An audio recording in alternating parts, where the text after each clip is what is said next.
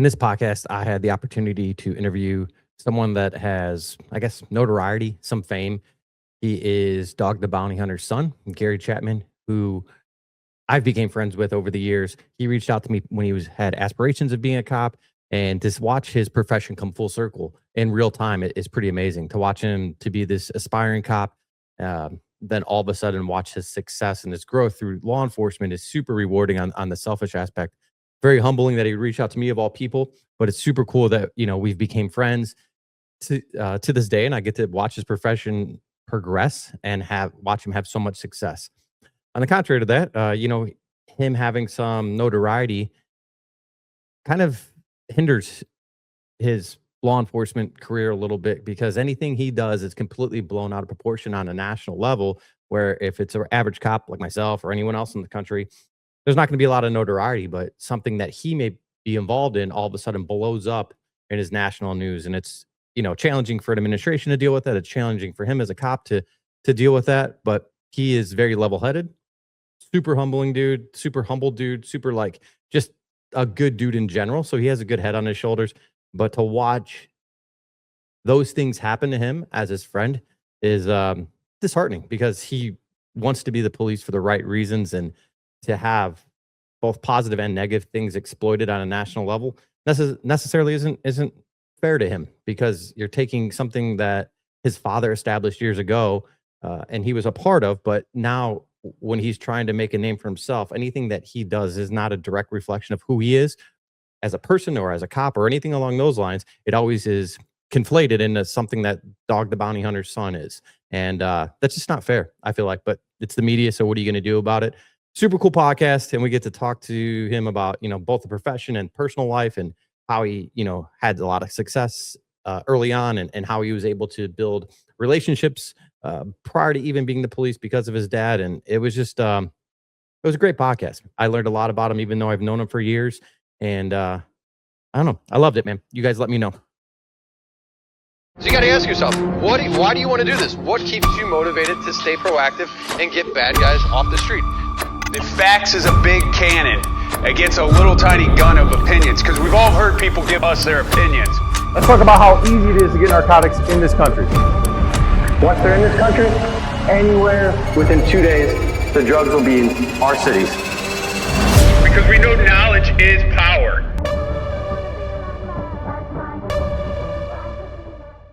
Today on Beyond the Barrel, I have a friend of mine, Garry Chapman, cop down in Alabama, and I've known him prior to being law enforcement. He had reached out to me through social media when he was aspiring to be a cop, and to watch it go full circle, someone that had the aspirations to be a cop and then get in and excel at his job is it's cool. It's cool to watch as someone that, maybe helped you and guided you a little bit, just a little bit. I'll take, but yeah, it was cool to watch it happen, come to fruition, I guess you would say. But I appreciate you being here, man. Yes, man. I appreciate you reaching out and wanting me having me on here. But man, it was a little more than just a little, man. I remember watching your videos and seeing all your seizures and being like, man, that's the kind of stuff I want to do. And just how welcoming you were to just someone who wasn't a cop, and you were willing to give advice. It meant a lot to me, and kind of set the expectation and set the standard for, law enforcement for me, seeing how welcoming you were. So I wouldn't sell yourself short on the impact you had on me, man. So I appreciate you. Yeah, I again, no, it's a small impact on the totality of everything, I feel like. But yeah, man, in the grand scheme of things, I love this profession. I love the people in it. I really do. And I think that in order to continue to attract the right people in the profession, you have to be willing to lend some time, especially for people that have potential in the profession that will excel. You got to show them, that it is not all the negative that they see on TV and all the other stuff. So, I mean, I get a lot of messages from, young kids, 18, college, aspiring to be cops. And I try to respond and be responsive as much as I possibly can, just because I want them to see that the profession itself is a very rewarding. It's a very good profession, and the majority of the people within the profession are amazing people. So I don't know. That's kind of just my mindset. Hopefully leave this profession better than I found it ultimately is my goal. Yeah, man, that's exactly why I got into it. Growing up, a celebrity's kid, it's I got introduced to a lot of different perspectives of life. Kind of raised, kind of spoiled. Getting whatever I want. There was little things that I started taking away from interactions and things that my parents were able to do and people they were able to meet. And kind of what I was always most excited to see was officers, at these events and stuff like that, and being able to go up to them and have a conversation with them. And man, just the community policing, now I know it was community policing, that those officers, they spent time to sit there and talk to me and show me their equipment and let me sit in the patrol car and just treat me like a normal kid. That was huge to me, to where everyone else was kind of just treating me like, a celebrity's kid. But when I talked to a cop, it was like I was just a normal kid, and I was like, man, these guys are dope. Like, I like these guys, and I kind of clicked right into them. And as a kid, I played like paintball and airsoft and stuff like that, and so a lot of law enforcement / military, naturally do that on their spare time. And so I met a lot of military and cops doing that. And that's kind of basically who I was raised by, man, was cops and military, especially living on Hawaii, or in Hawaii, which is majority military and stuff like that. I was raised by the people I was hanging around with. I always enjoyed hanging out with more mature people, older people that had jobs. And, I was like the 15-year-old kid that was like, what's up, bro? And I was just, just trying to fit in and play the part and, just kind of forget what I was, who I was related to. And I just want to be a normal kid. And those guys did it. They didn't cut me no slack. They shot me just as much as the rest of them, if not more. And, it kind of gave me some tough skin growing up. And, and that's kind of what law enforcement is. We like messing with each other, and, we like pushing each other, and just naturally, man, I just fit right into that groove of getting out there and, that, camaraderie. I can't say it. Camaraderie. Yeah. And, just that brotherhood, that was what was so attracting to me, as a younger kid that didn't really have, any type of groups I was associated with. And it was mainly because, I went to private school growing up. I ended up not liking private school because of the kids. Like, it just wasn't the kind of people that I wanted to be around. And, they were all just like elitist people. And that kind of sounds, I guess,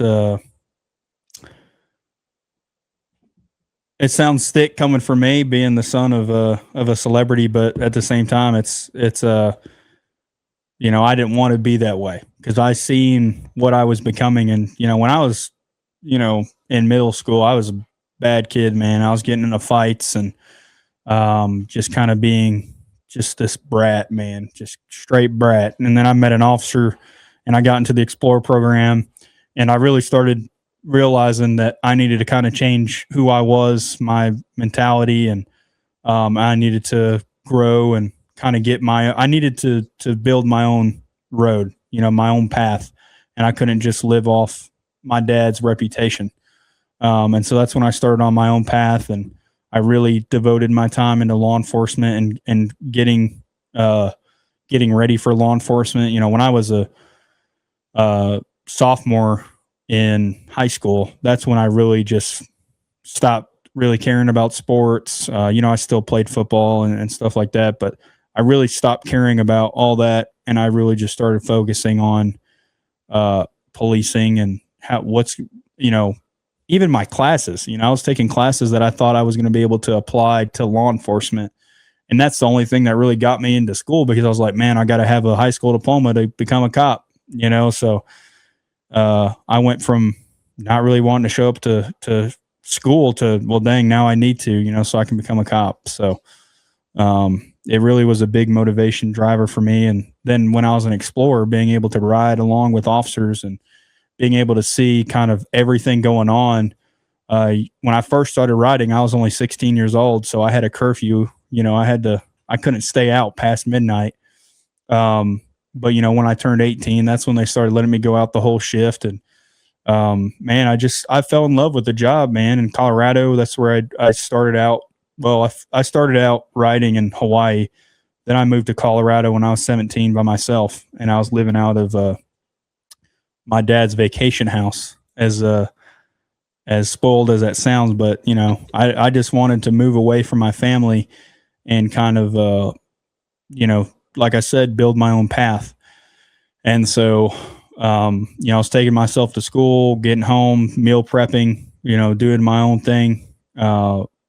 Had to do all my homework, and then every Thursday we had our Explorer meeting, and that was kind of my getaway, and hey, this is what my future is going to be. And then I'd ride along twice a month or once a month, whatever the policy was.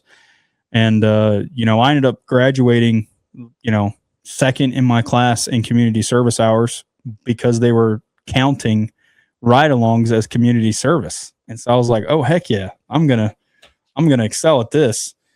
And I got to really see a lot of cops and how they did things, and I got to kind of just slowly pick at stuff that I like doing or watching them do. And I just kind of got to pick a lot of things that people were doing, and I got to kind of mold what I wanted to be. Like what I'm really passionate about in law enforcement is drug interdiction, or criminal interdiction, and DUI enforcement. Those are my two big things that are passions for me. And truly, I wouldn't have went down those paths if I didn't have such good mentors growing up. And there's a lot of diversity that I faced growing up, being the son of Dog the Bounty Hunter. There was a lot of just doubting. There was a lot of just people thinking that I was being a know-it-all when I really was just me. That's just my personality. I'm a very confident, outspoken person. And people just look at my last name and they're like, man, he's only like that because, he thinks he's all that. And it's, really that's just my personality. I'm confident. I like getting out there. I like verbalizing my thoughts, and I like having debate with people. If you've got an issue with how I'm perceiving something, man, let's talk about it. Fix my perception. And so like my mentors growing up, I would just say what I'm thinking. And, there'd be some times where they look at me and they're like, dude, what are you talking about? That's completely wrong. And I'm like, well, I don't know. Tell me why. And, that's when I really started getting these advanced, when I really started understanding things, and the Fourth Amendment. I'm a search and seizure instructor with only, 2.5 years of law enforcement. And I'm pretty confident on the Fourth Amendment. And it's because of all of my conversations I've been able to have with my mentors. Like Anthony at Blue to Gold. I'll sit there and talk to that guy for 2 hours on the phone, and I'll call him, we'll start the conversation with, man, you're wrong. And I'll say you're wrong. And then at the end of it, we're both laughing about how stupid I was. And so, that's just the kind of personality I have. And it rubs people the wrong way. Absolutely. And, but I'm not sorry for it. I'm not going to change who I am. And I appreciate who I am. And I appreciate all the diversity I've been through to get where I'm at. I've created some pretty good relationships along the way, and like yours, Nick's, all my mentors, man, I really appreciate all your guys' impact you guys had, not only in my career, but my life, making me a good Christian and husband and just a cop. So with your passion for drugs and alcohol enforcement, I guess that's the easy way to put it. But does that come from how you grew up? Because if I don't want to speak out of turn, but did your dad had an addiction problem at one time, correct? Yeah, both my dad and my mom grew up really bad on drugs. You know, my dad grew up in a motorcycle 1%er gang, or a motor club. And, you know, he's a convicted murderer on paper. You know, he's convicted for murder in Texas, sentenced to murder in Texas. You know, the conspiracy side of it. And so, you know, my parents had a rough upbringing, and, you know, my dad was actually my mom's bail bondsman. And so that's how they met. And so, you know, seeing their story and getting to hear from them, and kind of seeing, you know, the show, and watching how they treated someone, you know, from, hey, they just fought this guy. They just chased him through backyards, calling him mother effer, beep, beep, beep, beep. That's all you're hearing on the show because they're swearing at each other.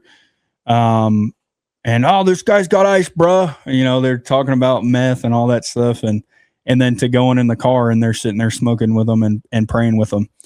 You know, that was like a huge motivator for me, being able to see that, like, you guys were sworn enemies 10 seconds ago, and now you're praying for the guy in the back of the car. That's kind of how I try to do my policing. You know, that it's a little harder for me than it was for them. I will admit that there's some guys that just, they say some things and they just do some things, and I'm just like, all right, man, you stay back there. My partition's closed. We're not going to talk. We're going to the jail, and we, you know, have a good day. But then there's some people, man, that you can just tell that they're having their own battles, and they're really in the hardest moments of their life. And, you know, you can tell who's open to criticism and who's open to maybe being able to give them some advice. And then there's some people that are just like, you're not going to be able to talk to them. You might, I try even sometimes with those guys, but when they're just like, man, F off, it's like, okay, like, I respect it, man. One day, your eyes are going to be open to that. You probably don't need to be going down this path anymore. And when you're ready for that conversation, you know where to find me. Ironically, you talked about that, and I have this little handy dandy notebook that I always use, but I wrote empathetic. And I've never told you this, but I used to watch, I guess, your dad's show all the time. And I always found it interesting that, like, all the negative things he would say, like chasing these people and getting pissed off and everything. And then always at the end of the show, you'd be there, like, trying to guide them and help them and understand where they're coming from and where they've been, and that, you know, give them a roadmap to sobriety in a lot of those cases. Because a lot of those cases were, you know, whatever the crime they committed is always seemed to be like drugs was like the centerfold of it, you know, like the reason, even if it was some other crime that they're actually charged with, that, you know, their addiction was getting the best of them. And it was just, I don't know. It was cool to see it full circle. And me, even as a kid watching that show, seeing the empathy portion of it, I was like, that's interesting. Because, you know, you, as a cop now, you can't take things personal. I don't take anything personal. I just don't. Mm-hmm. It is what it is. Most of it is, like, you know, and it's in a weird way to put it. It's a game that we're playing, you know, and it's nothing personal. If it was outside the uniform, who knows? Half these people we would probably have conversation with and be completely fine with. So, that's kind of how I look at it. And I think your dad show and how he's like opened my eyes to that when I became a cop, or just had, you know, planted that seed. So when I did become a cop, I understood how to be empathetic. Yeah. And there's a lot of cops, man, that I talk to that have been doing it for a while and kind of were growing up on my dad's show. You know, my generation, man, they don't even know who Dog the Bounty Hunter is. And, you know, for me, I love that because it's like, again, I don't really have to beat any stereotypes that people already have made up for me in their mind. And so I actually get along with officers my age a lot more than I do the older ones, because the older ones have that, oh, this guy's just he's a know-it-all, you know. But anyway, but there's a lot of officers that grew up on my dad that'll come up to me and be like, man, exactly basically what you just said. Like, you know, I grew up on your dad, and your dad is a main reason why I became a cop. And they'll be talking about empathy and, you know, oh, I've always tried doing that. And, you know, I'll catch myself kind of forgetting why I got into it. And then your dad will come up on the show or, you know, on some type of TV series or something And it kind of brings me back to what I got into it for, and it kind of helps me ground myself and get back to doing it for the right reasons. And it's pretty surreal. And I never really watched the show. I was on a few of them, but when my mom passed away, it was kind of fortunate in the sense of now I have this huge, I guess, binder. I can go back and watch all these good moments that they had. And, there's a lot of times where she's sitting there speaking to the audience, but now it kind of feels like she's speaking to me. And so it's kind of surreal, or it is surreal. And, I'm thankful for that part of it. And, and a lot of my childhood is documented in the show, because that's me growing up. And, there was this, the Christmas special where we hunted Santa, because I was the one kid that was like, Santa don't exist. That's just fake. So they spent all this money taking us to, North Colorado. I forget where it was. But it was like, Hallmark basically of Colorado. And, we get up there and they hire this guy. He's got this fake ID that says Kris Kringle and like all this stuff. Like they sell it. And, for me, it's like I saw the ID. You had me at the ID. Once I saw his ID, I was like, oh, that's real. He's got an ID that says the name on it. Because again, I wanted to be a cop. So I saw the ID and I was like, oh, man, this is real. But yeah, so, man, it's a blessing. I'm absolutely thankful for growing up the way I did, because it kind of gives me a unique perspective in law enforcement. There's some people who are going through what they're going through, and they kind of have a understanding of my dad's show. Some addicts that I've arrested, and they have that kind of understanding. So they kind of give me some leeway to sit there and talk to them because of who I am. And so that's a benefit. And there's been a lot of people I've actually been able to reach because of that. So That's awesome. Yeah. I think it's pretty evident that I'll probably be speaking at the Justice X conference, but I wanted to give my little instructor spiel like everyone else is. And the main reason is because I wanted to come in here and thank all these amazing instructors that are willing to donate their time away from their family, their profession, and their friends to come and make the profession better. I don't know how I became so lucky with the ability to surround myself with amazing people in this profession. I have some of the most amazing friends in this profession. They're the most selfless individuals willing to go out on a whim, put a conference together with me, and just to try to make the profession a little bit better. And I don't know how I pulled this off. I don't know what it is, but I'm beyond grateful for them. That being said, when I speak at the conference, communication is the biggest thing to me. I think that communication is the most important tool that we have as cops, and that's not verbal communication. That could be nonverbal communication. I'm going to focus a lot of my instruction on that aspect, where communication is universal. It doesn't have to just pertain to interdiction. It's all of law enforcement. If you have the ability to communicate with someone that is a multimillionaire and a guy that's homeless living on the street, your career is going to be a lot more fruitful.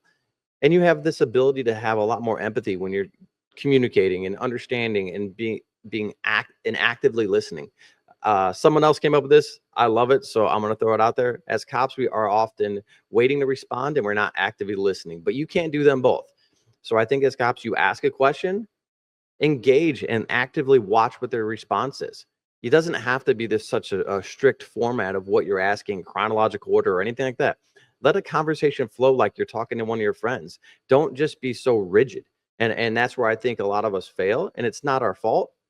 Until you know that you're doing it wrong, you'll never know. Like I was very robotic as a cop, and I couldn't communicate with people. I know that for a fact. I'm introverted, and I go to the police academy and all this other stuff. But anyways, I can't wait to see you in South Carolina in April of 2026 with all these amazing instructors. When you decide that you're not going to go down the avenue of, like, I guess I don't even know how it worked, but like taking over the show for your dad or whatever, maybe you're just the show, and you're going to go your own route. At 17, how do you convince your parents that you should be allowed to move to Colorado by yourself? Yeah. So when I was 15, it was when my mom first got diagnosed with cancer, with throat cancer. She battled it till I was about 16. She was, well, once I turned 17 is basically when she finally came back cancer free. And so that was a huge scare for us. And like, it was very grounding and you know, we kind of dropped all of our personal aspirations, and we kind of just focused being a close family during that time. And so once that was over, you know, I kind of had a sit down conversation with my mom, and I was like, look, you know, I don't want to be a cop in Hawaii because of, you know, just there's not progression. There's not, you know, interdiction. There's not a lot of crime. You know, yes, there's obviously crime in Hawaii, and they have really bad drug problem there, but it wasn't, you know, interdiction. It wasn't drug, you know, kilos being transported from one end to the other. And so I had that conversation with her, and I basically told her, like, you guys can either support me in this, or you don't have to support me, but then I'm leaving anyway. And yeah, I probably wouldn't have left if they wouldn't have supported me. It was kind of like a bluff. Right. And my mom probably knew that, but she knew that I was being genuine about it, and I didn't want to be in Hawaii anymore. And so she, you know, convinced my father, and you know, they supported it. You know, they stayed in Hawaii, and they kind of just wanted me to go out on my own, and they thought I was just gonna. It was a sink or swim time. You know, hey, you think you're this tough, big, bad guy? All right, go live by yourself and see what happens. And you know, there was some, you know, I didn't know that I had to change my oil in my car. You know, so there was like problems with that, and like I kind of grew up pretty quick because I went from a life where I didn't have to worry about a lot of stuff like that because that was all taken care of for me, to where I was now taking care of myself, and I almost ruined a $40,000 car because I never changed the oil. And so I grew up fast, man. Just within a year, there was so much I learned by myself. A lot of it was like YouTube and kind of just teaching myself how to do stuff around the house. And so right about that time, my senior year, the second half of my senior year, that's when my mom got re-diagnosed with cancer. At that point, it was terminal. It had spread to her lungs and stuff like that. And so, you know, that was when we got close again as a family. And, you know, my mom made the decision to kind of not go through chemo again because she didn't want to. When she was on chemo, it wasn't her. You know, it was like a whole different person. So she was using like CBD and marijuana products to kind of just be able to eat and just enjoy the second half of her life, I guess. And then she passed away when I was 18. Wow. And at that point, you know, my dad moved in with me in Colorado. You know, that was pretty rough, you know, I'd moved out, was living on my own, doing my own thing. He moves in with me. Again, it was his house, so I couldn't say no. And so I was getting pissed off. He was getting pissed off. Cause I'd been doing what I was doing for a year and a half, and, you know, he's like, you know, clean up after yourself and yada, yada, yada. And so caused a lot of strain between me and my dad. You know, he had just lost the love of his life. And, you know, that's when he met, Francie about 2 years after my mom had passed away. Francie is his new wife. And, you know, I'd moved finally after that. That was like around COVID time. And, that was my senior year in high school was COVID. And so then I moved to Michigan to pursue law enforcement. Moved out again by myself. I started working as a court process server, you know, just working, I did basically court compliance. So I served civil process, evictions, GPS monitor devices, scram monitor, like alcohol monitoring, GPS tethers, that kind of stuff. I worked around like Lansing, Jackson, all that kind of stuff over there in Michigan. Jackson's a rough area. Oh yeah, that's where I lived. And so I went from that to moving to Alabama. I found a friend that actually owned a canine program here in Alabama. And that's what I want to do in law enforcement is canine eventually. And so, he owned a training company. So I come out here, I train dogs with him, help them train dogs for police departments. I eventually get into corrections. I was working for the sheriff's office. I moved to another sheriff's office. They were paying more and they had a canine unit. So they actually offered me a position. They wanted me to go to a reserve academy. And for me, that's like a 1.5-year process. Instead of going to a full-time academy, which is 14 weeks, they wanted to do every other weekend.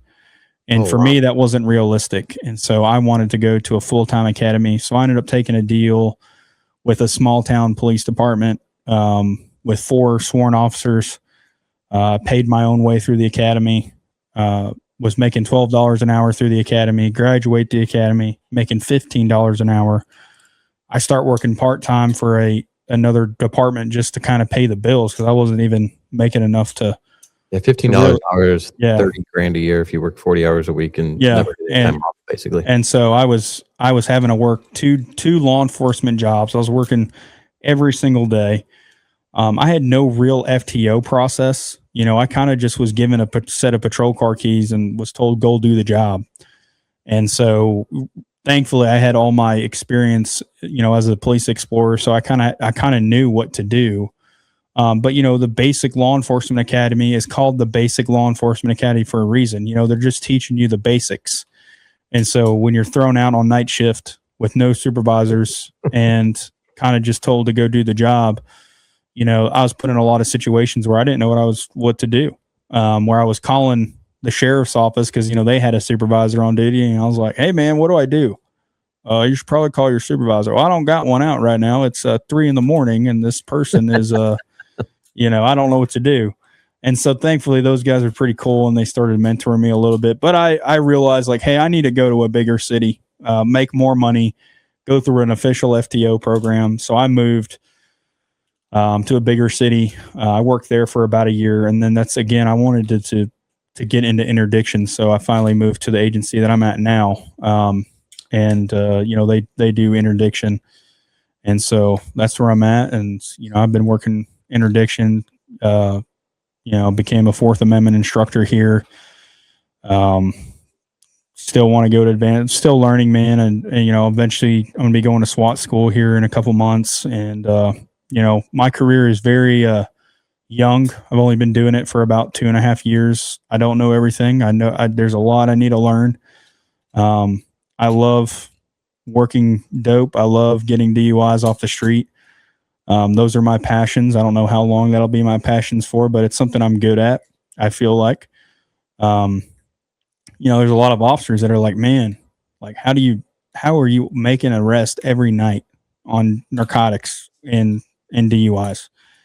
And, really it's just because of the training I've gone to. And like, just for me, it's like, I can't sit still. I can't just sit in a parking lot and not do anything. I have to be riding around, and just riding around, you're going to find crime, because, crime never sleeps. And so, that's a lot of my stuff is just getting out with people on super minor traffic violations that just turn into the most crazy interactions and arrests that, anyone's ever heard of in our area. Over there, it's another Saturday night or something like that. But over here, in the South where, not a lot of stuff happens, everyone's like, oh my God, you got a car with 5 different stolen vehicles combined into one. I'm like, yeah, I don't even know what I got either. It's just crazy stuff, man. So yeah. Do you think some of that, let me ask a question before that. At what age are you recognizing like what your parents do as a profession, and are you having interactions with the people that they're out there chasing and those types of things? So yeah, when I was like a kid, I I learned pretty quickly like what they were doing and like what bounty hunting was. And, you know, yes, when I was growing up through high school and middle school and elementary and middle school, a lot of my fights were actually because my dad had arrested a family member. You know, when you live on Hawaii, everyone's related to each other somehow, some way. Oh man, your dad arrested my third cousin. You know, and we get into fights, and it's just like that was the kind of environment I was around because my dad, I mean, he'd go out and he'd arrest 3-4 people a night. You know, and it's a lot of that. You know, they'd only show 1 or 2 that they would be arresting on a show, but like, you know, he was going out there and they were filming a lot and they were arresting a lot of people. It was only the best ones that really put on there. And so, yeah, very quickly I realized the kind of job he did, but also really quickly I realized like my dad was cleaning up other people's cases. You know, it was other people's stuff. And for me, it's like I wanted to be the originator. I wanted to find the crime. I wanted to charge the person with the crime, and I wanted to be the one that brought them in front of the court. Because, you know, as much as it is awesome getting people with warrants and, you know, doing criminal interdiction and finding people wanted from, you know, 20 states away and on drug trafficking charges, well, heck, I wish I was the one that got them with the trafficking weight, you know, Right. whatever they got them with. And so, you know, that's what kind of pushed me into law enforcement. And, you know, my sister actually passed away when I was younger from impaired driving. And so, it was a drug impairment, you know, and, she died from, you know, a DUI related wreck. And so that's kind of a big push for me. Why, you know, it's a passion for me, not only to get narcotics off the street, but also working DUI enforcement. And, you know, a lot of my family members have been arrested for DUI, you know, my sisters. And so they know it, I know it. And, even they'll tell you themselves that it's horrible and they hated doing it. And thankfully they've gotten past that part of their lives. And I feel like I've had a pretty big impact in that and being able to kind of tell them my perspective as an officer and, why just, you know, there's not really anyone that you can come out here and talk to that doesn't know someone in their family or a friend that has not been impacted by drugs or, you know, impaired driving. Yeah. And so, you know, those two things are the two most important, in my opinion, jobs in law enforcement is to really go after drugs and to go after impaired driving. That's just for me. And so I've really I've adopted that into my policing and, you know, I'm proud of everything that I've been able to accomplish over the years. You know, I've learned a lot. You know, I'm a completely different person from when I got in this job. And so, the job's changed me in a lot of good ways, but then there's some ways where, you know, the job has been different than what I expected it to be. You know, I expected us to be a lot more close knit, officers being a lot more close knit and, having each other's back on just, you know, just minuscule stuff.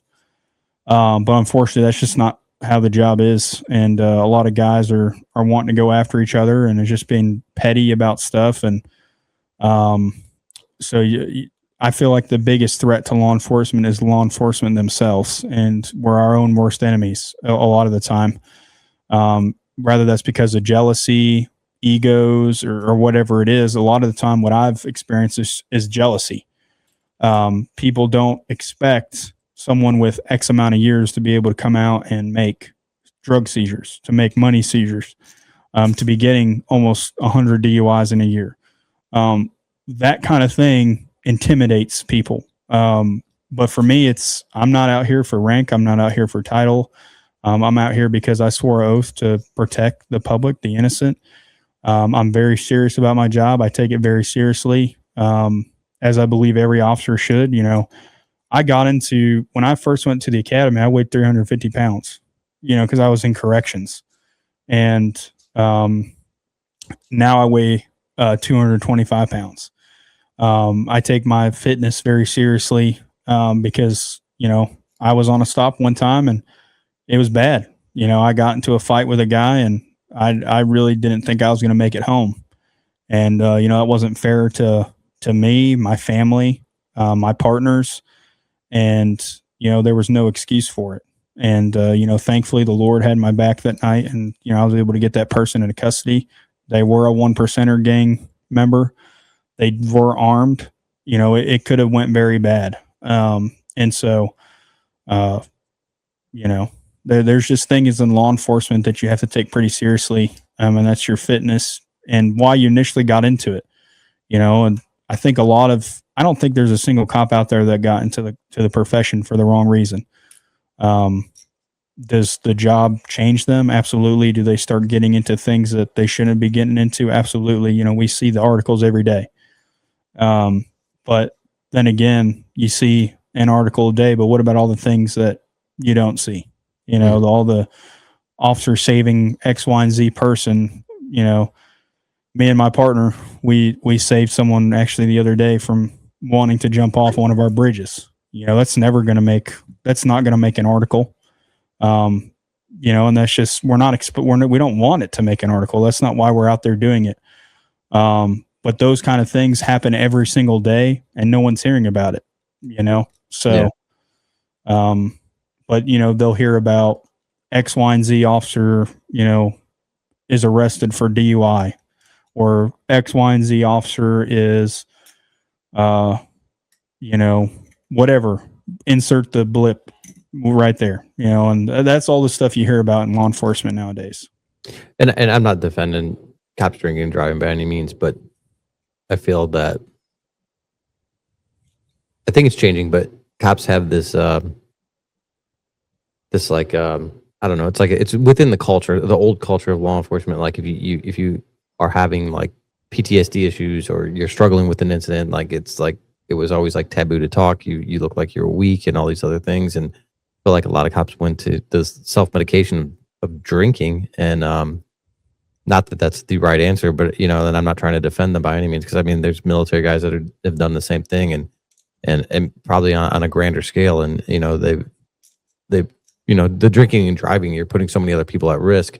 I just, at some point, we as a society have to help people that have put their life on the line or seen things that are so terrifying, because you're seeing the horrible side of society, that the drinking and driving, you have to, I don't know, we have to be, that's a self-medicating a lot of times, I think, with cops and with people in the military, and I don't know, we have to be more open-minded to guiding them the right way and not passing judgment because either they are drinking, or B, when they come to get help and we tell them, stop being a puss or whatever it may be, and then they turn to alcohol and then we're like, oh, look at you drinking and driving. It's like, well, I tried to come get help and you guys didn't tell me shit. So I turned to the bottle because that was the only thing I knew that, could help me sleep at night. I'm, having these nightmares or whatever it may be. So, and I'm not trying to defend that action because it's not justified, but again, we do it to ourselves because we're not putting the right foot forward and showing like it's okay to talk about your feelings. And we all struggle with the same type of shit that we see.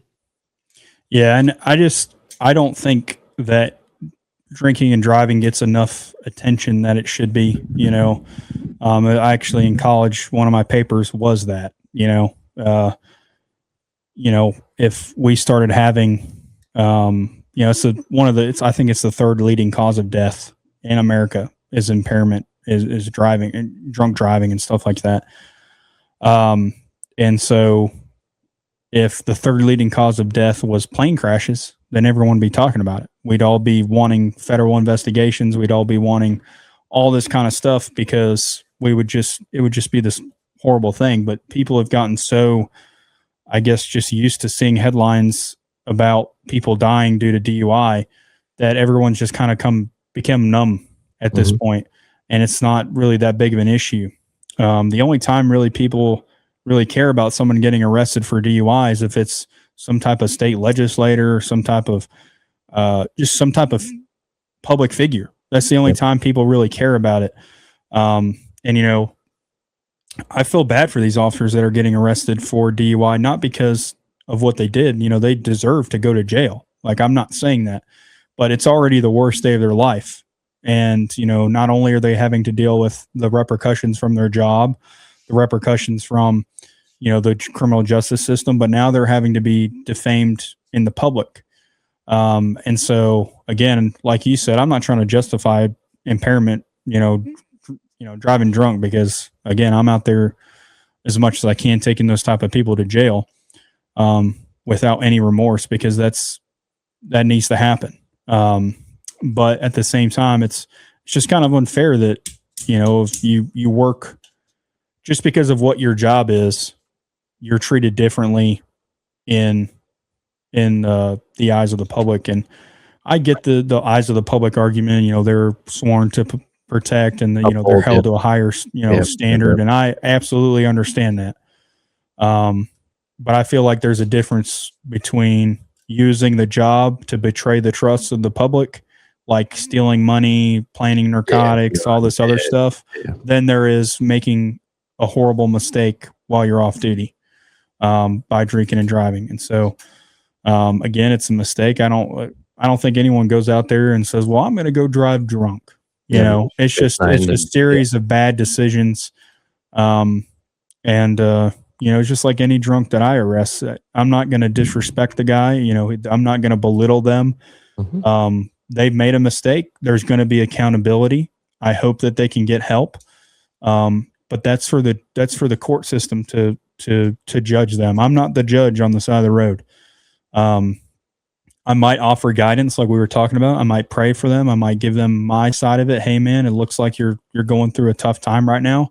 You need to stop hanging out with who you're hanging out with, and you need to realize that you're ruining your life by getting arrested and stuff like that.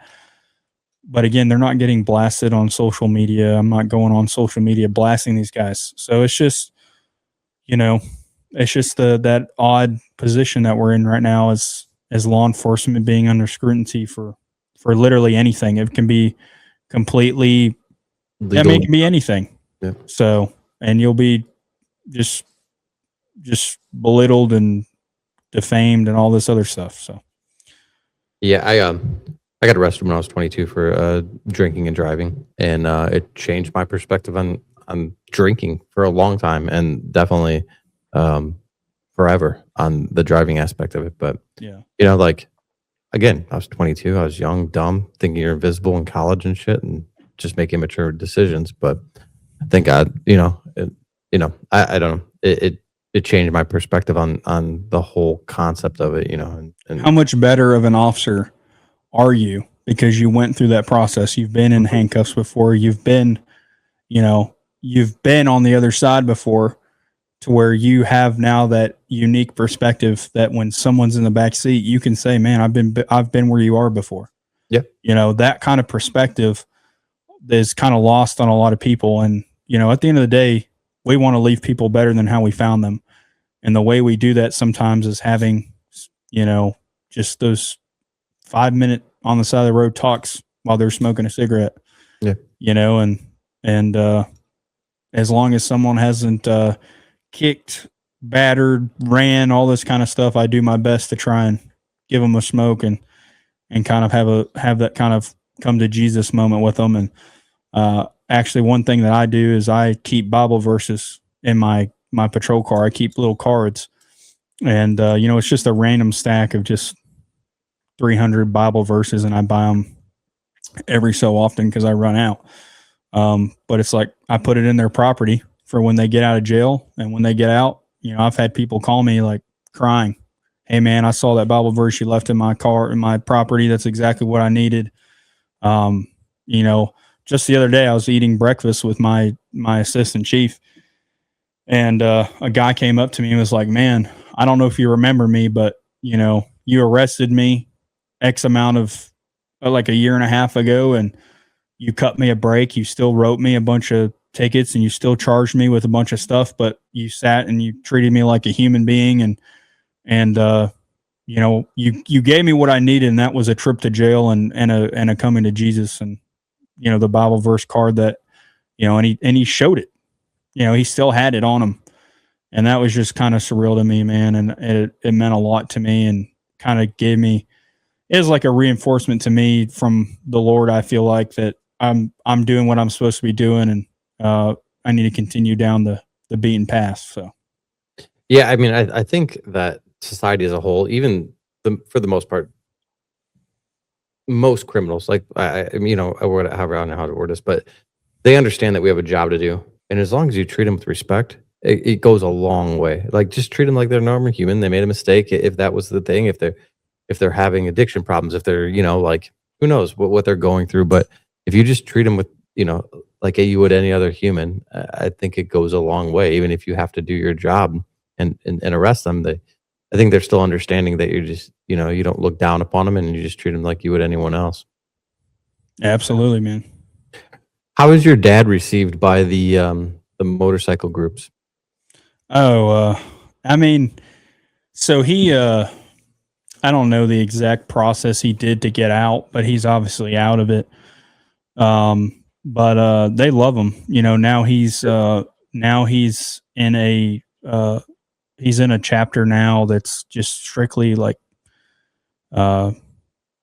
I don't know what it's called, but it's like basically a Christian group, and they ride around and, you know, spread the gospel and stuff like that. And he really likes that. You know, my dad's 73 years old, just turned 73 years old. A lot of people don't realize just how old he is. And, you know, I'm only 25, so I make fun of him all the time. And, you know, it's like, man, you had me way too late, you know, and I make fun of him.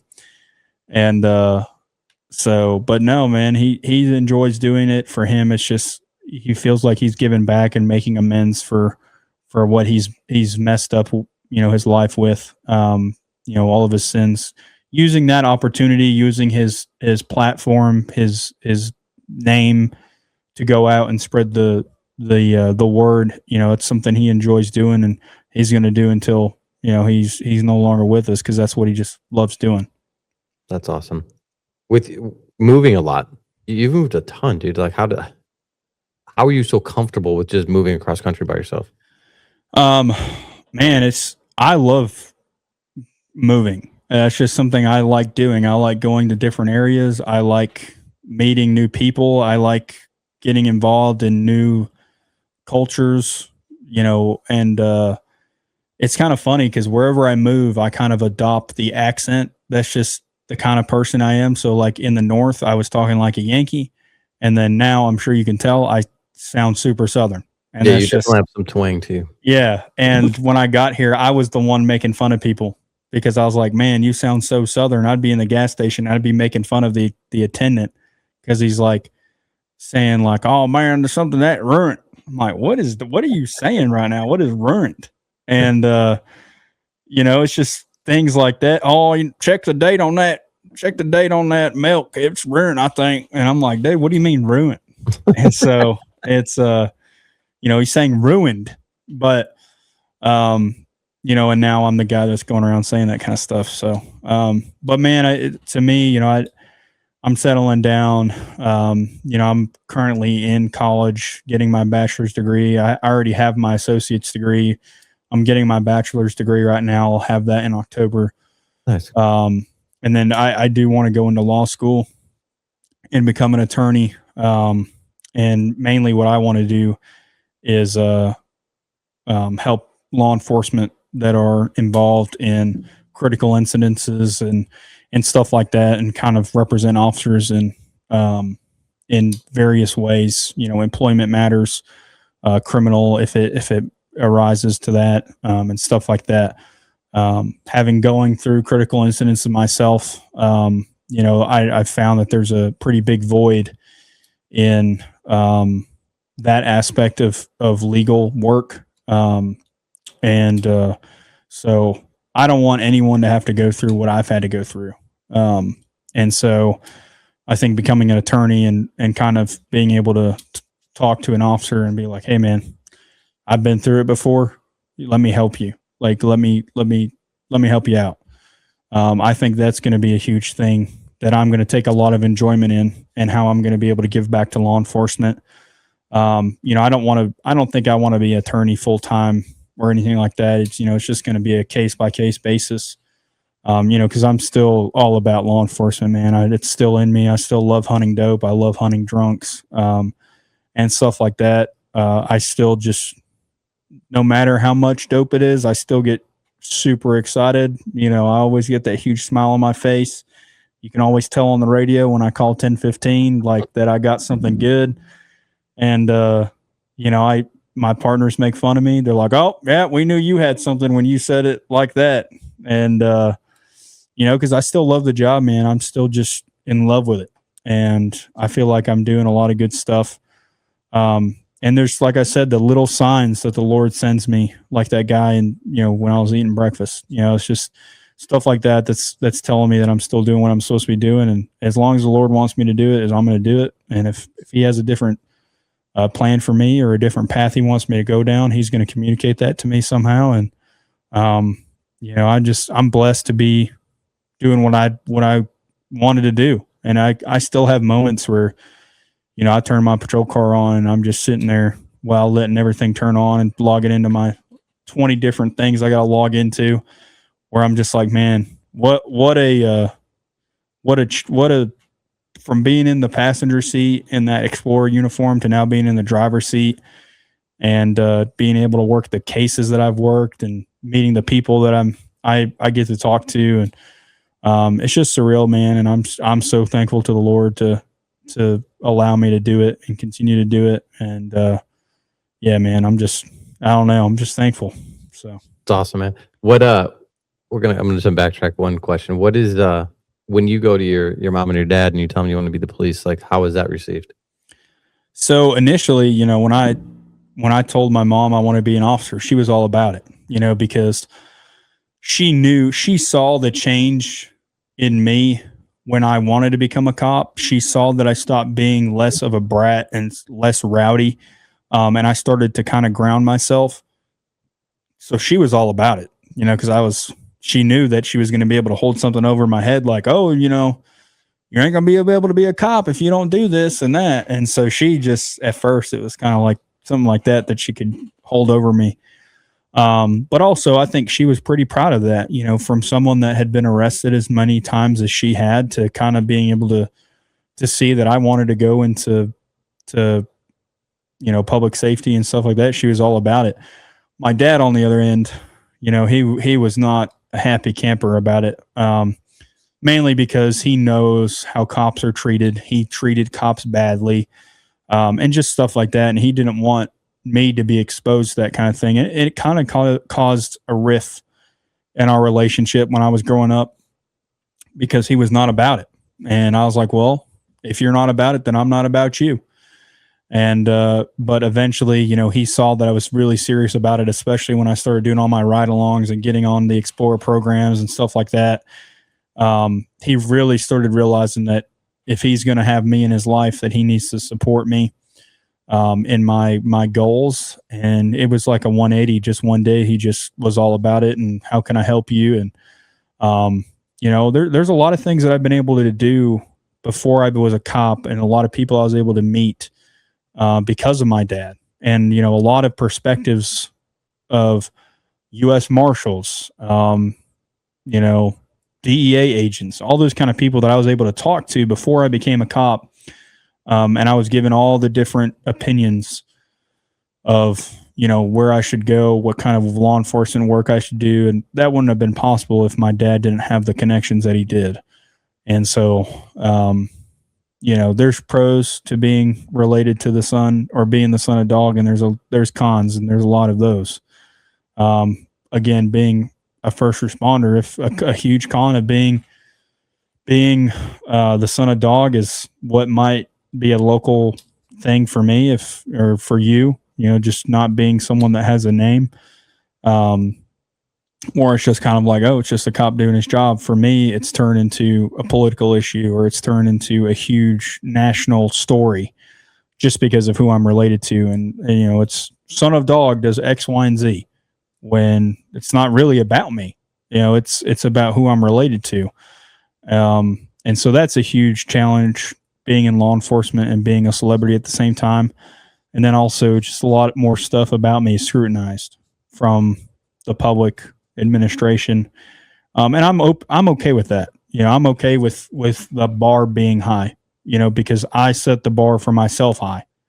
So I'm not necessarily not okay with that. It's just I don't want to be held to a standard that is not realistic and is this standard of impunity. Like, just you can't do any. You have to do everything right because at the end of the day, cops are human. I'm human. There's things that I'm going to mess up on. I'm going to leave a wallet on a hood, or I'm going to do something just every rookie does, and I want to be treated just like everyone else. That's all I've ever wanted. That's why I loved cops growing up, because that's the way they made me feel. Military and cops, that's how they made me feel. Going through the Explorer program, that's how they made me feel. I was not. Yeah, there was a little more proving myself I had to do, and there was that little more assumptions about me, but there wasn't, special treatment. There wasn't just here's a free pass. Here's a free rank, or here's free that. You had to earn that. That's one thing law enforcement's very good at least for me, is I'm not getting any handouts for nothing. I got to earn everything I do, and I'm all for that. Yeah, I mean, me looking at it, being in the profession for 18 years now, like that would be my biggest fear for someone that is has some celebrity, I don't know, like celebrity status or whatever comes, parents are, is that everything you do is going to be magnified on both ends of the spectrum, good and bad. Like, oh, if you do something good, I could see it being like, oh, he only got recognition for doing that because of who he is. And then the negative side, like, can you believe that is the son of Dog the Bounty Hunter, and now it would be a blimp on a radar if it was anyone else, but now it's national news because of who your parents are. It's just, and that's my fear for anyone. Yeah, I see a bunch of NFL or former NFL players getting involved in law enforcement. I'm like, it's gonna be the same thing. Yeah, like Ernest Coles is a cop in Jacksonville. The running Best is his last name. He's running back in for the Lions. He's a cop in San Francisco. Peanut Tillman, Bears player, was a FBI agent. He just got elected in the Hall of Fame or whatever, and he resigned. But I'm like, all of these, like, if they were to get involved in a completely justified officer-involved shooting, it's not going to be like random cop gets in. It's going to be like former NFL player.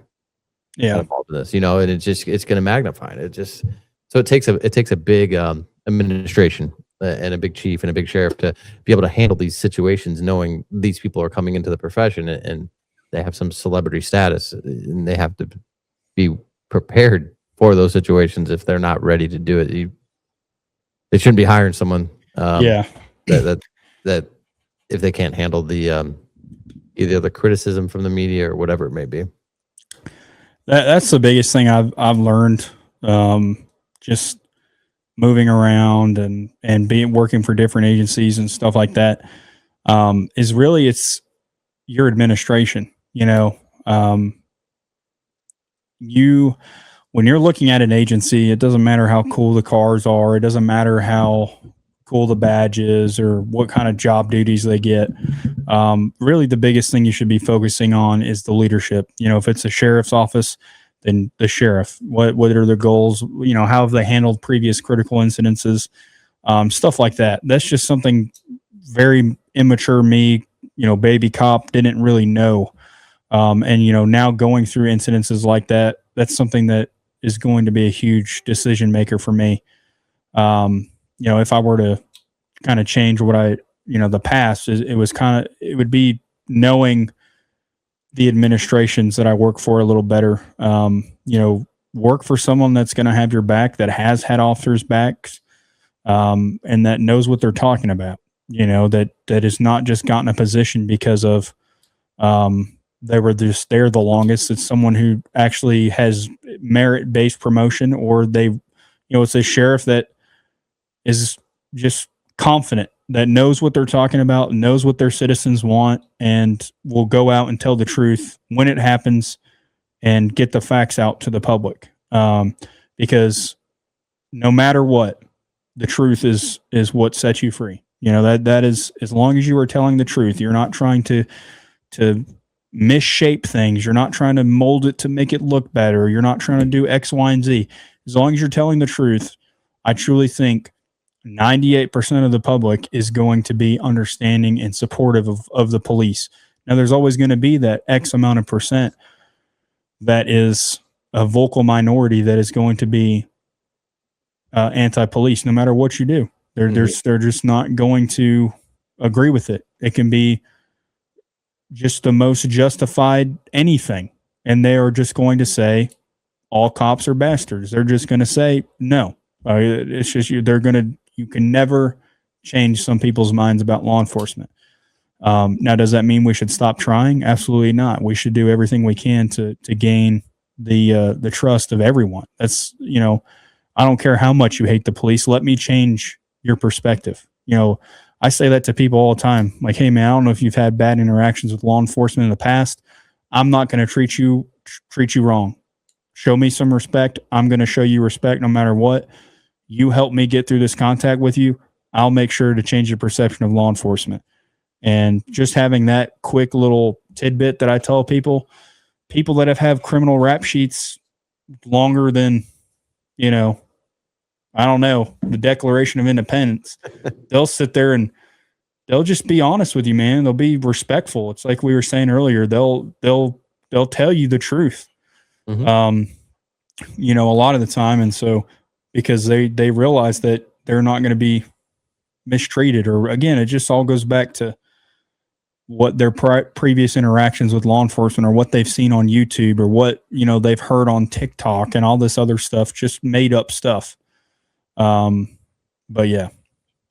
Yeah. I mean, for me, when I'm looking at departments, I think one of the biggest deciding factors is like, how many people are leaving that agency to go to another agency to be law enforcement, or how many people are coming from other agencies to be a cop at that agency. I think that would kind of guide you on how supportive an administration is. Yeah. Well, we've been at this for about a little over an hour, man. I appreciate you. We always end the podcast with one question. So if you have nothing else you want to add, I have one question, and then we'll wrap it up. Yeah, what's up, man? All right. So we teach for a company called Justice Academy. What is your definition of justice? To me, my definition of justice is fairness. Just justice for all. Like everyone talks about. I think everyone should be treated the same, no matter where they're from, who they're related to, what kind of skin color they have, their age, anything like that. I think everyone deserves a fair opportunity at everything. So to me, justice is equality. Just being able to go out there and know that it doesn't matter what you do. It's what you're doing. What you do is going to dictate the outcome of the interaction. And so that's what justice means to me. Awesome, man. I appreciate it. I'm truly honored that you joined me on the podcast, and be safe, man. Yeah, man, I'm very thankful that you reached out to me. And so, man, if there's anything I can do, just let me know. I already know that. Feeling's mutual for me, man. Yes, sir.